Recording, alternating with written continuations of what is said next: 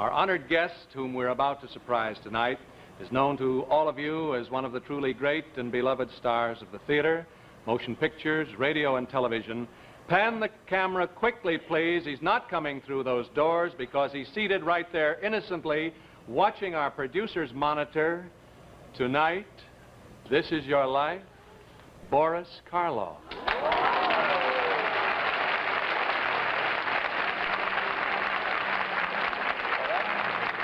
Sure, Boris. I do. All right, pal, come here. Boris, I think we really put Boris Karloff was born in Canada in the last part of the 19th century under the name William Henry Pratt. He went to Hollywood in the early 1920s to seek his fame and fortune on the stage and screen. He supported himself by doing odd jobs, like working for a moving company and hauling concrete blocks, until his first big break in 1927. Over the years, he was handed a lot of bit parts and bad roles, and he made the most of all of them and took them seriously. For his work in a couple of movies, he is remembered as the master of horror. This is your life. This is your life, Boris Karloff. This is your life. This is your life, Boris Karloff.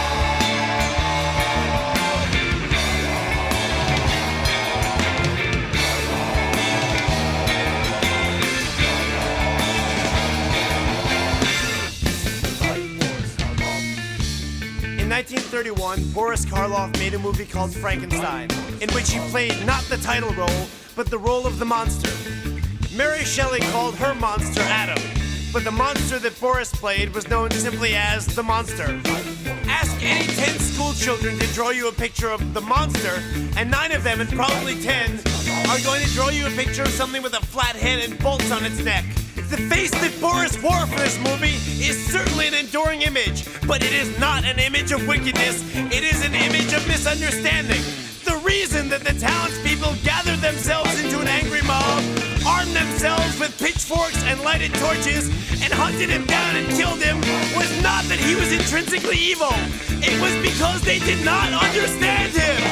Do you fear what you do not understand? This is your life.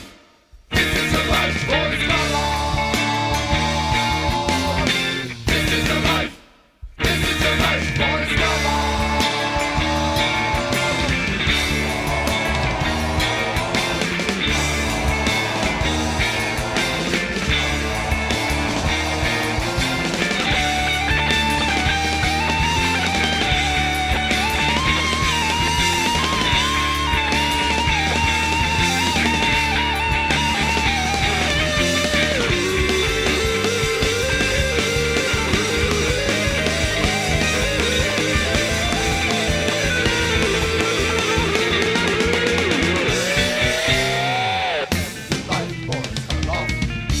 The costume that Boris wore as the monster was extremely painful.